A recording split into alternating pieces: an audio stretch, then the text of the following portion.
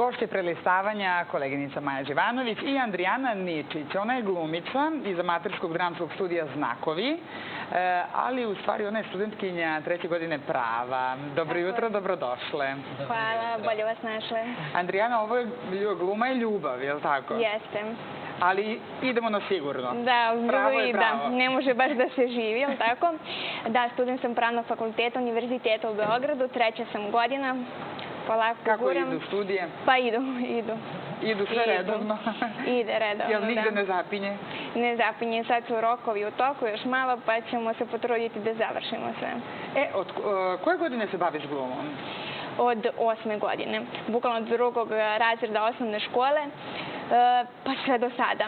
Mislim, gluma nije samo gluma, pozorište, film, već je stvarno i uživanje, druženje, stvaraju se nova prijateljstva, nova poznanstva, nova putovanja, nova iskustva. Dobro, ali tebi to izgleda ide dobro, čim si ti danas ovde sa nama. Pa da.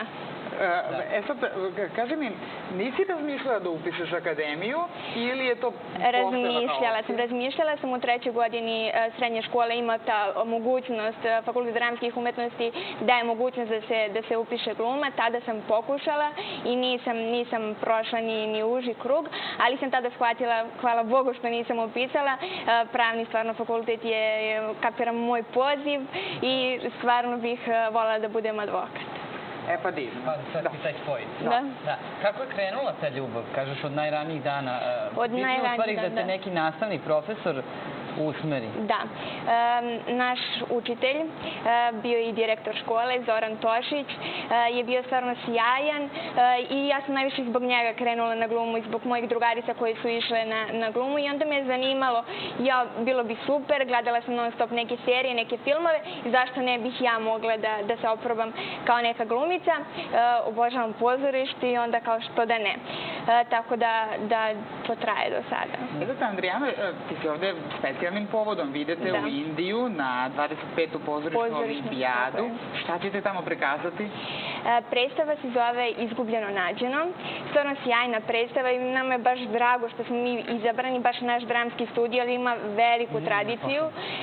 Osnovan je 1993. godine i zbog te tradicije mi smo izabrani da predstavimo Srbiju. Ne predstavljamo samo naš dramski studio, nego i Srbiju, opštinu i grad. I predstavit ćemo, ja se nadam, stvarno u najboljem svetlu. Divno. Da, rekla si, eto, postoji studio 93. Koga čini? Tako je. Mala je trupa, jel da? Mala je trupa. Čini osnovna škola Ivo Andrić, osnovci iz te škole. Zatim imamo i trupu koju čine srednjoškolci i mi studenti. Mi studenti, stvarno, mi koji idemo na pozorišnu olimpijadu, nas 5, smo stvarno, eto, kao i ja, od tipa 2. 3. razreda osnovne škole i baš se družimo, baš smo dobri prijatelji, baš lepo da... Pa divno. Možda da dođeš ponovo, pa... Posle Indije da čujemo utiske. Kaži mi, da li ste prelistale vas dve malo? Pa jesmo malo, da, koliko toliko. Evo, ovo je interesantno, bez obzira što Andrijana kaže da želi da bude advokat, ali tu je i gluma kao ljubav, a mi smo našli sjaj i beda Hollywooda, glumci kao robovi. Prosto da nijedan život nije jednostavan, bilo koje vokacije koliko god nama to izgledalo savršeno. A u stvari šta je to čega su se oni lišili i da napravimo neku paralelu, kažeš ljubav, ali da li se i ti lišavaš nečega zarad glume? Da, gluma. Pa lišavam se slobodnog vremena. Evo, baš smo malo pre pričali, ja ne idem na more zbog toga, zbog predstave i zbog fakulteta. Naravno, svaki posao zahteva da se mi lišimo nečeg. Odričanje.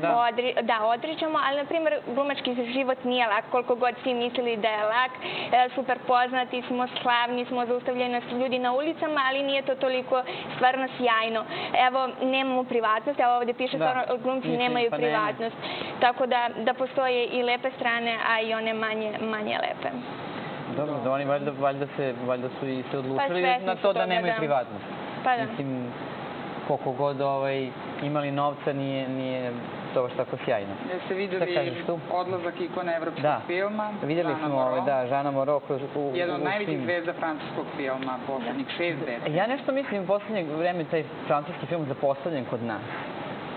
koliko god da je značajan za evropsku kinematografiju. I malo više da je isplivao skandinavski film. Jeste, ali ranije kroz fest si mogla da vidiš raznorazna francuska ostvarenja, nešto poslednjih godina, a jeste dobra produkcija, kao da nemaju sluha za to.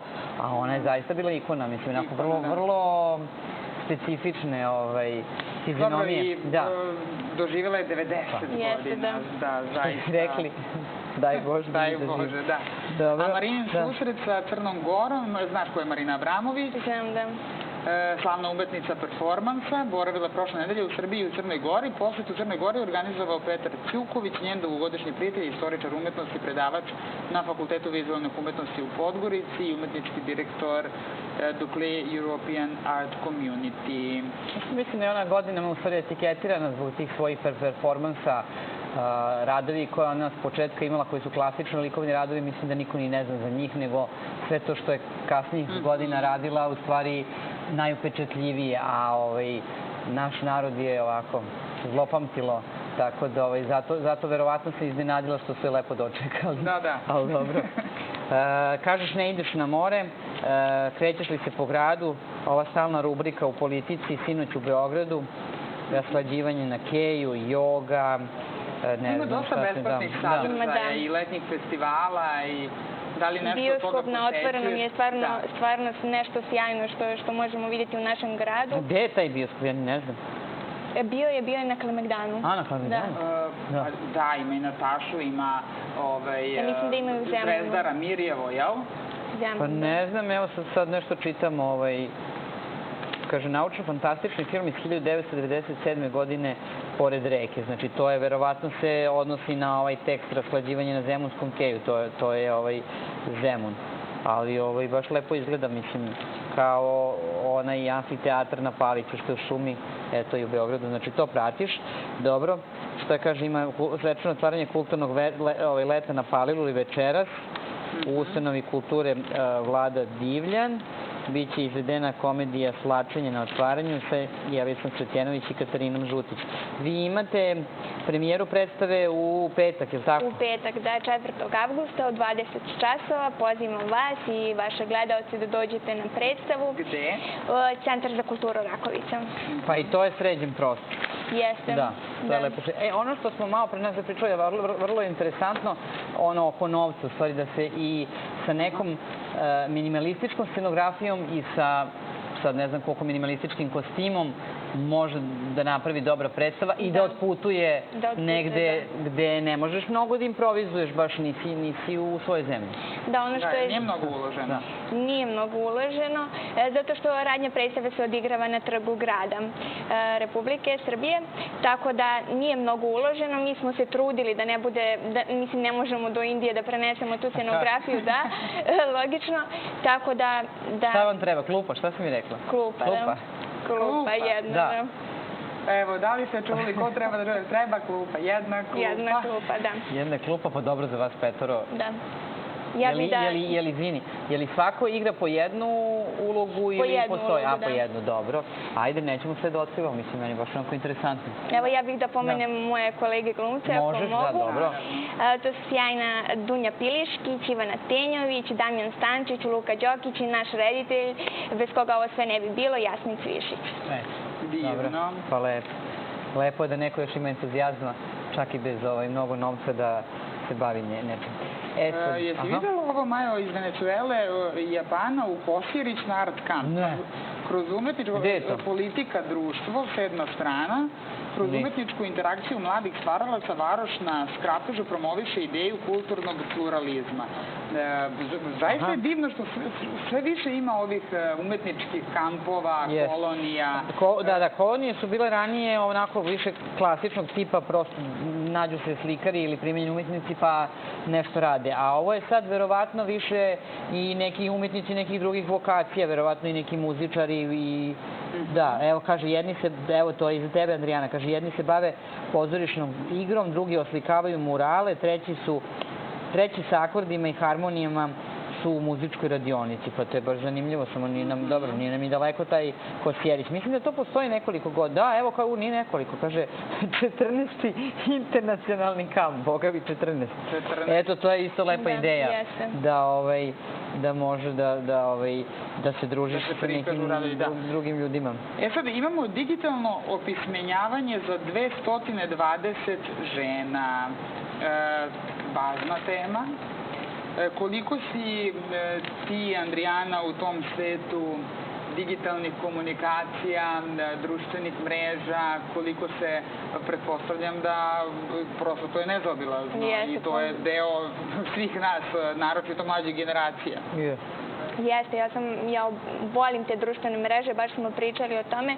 Preko društvenih mreža može mnogo toga da se postigne i da se objavi, da vide ljudi. Ako ne mogu, mislim, danas se manje čita štampa, da budem iskrena, ja se baš ne sjećam kad sam poslednji put kupila štampu, ali sve preko telefona. Da, preko telefona. Evo kažu, prekvalifikacije nezaposlenih radnica za upražnjanje poslove iz oblasti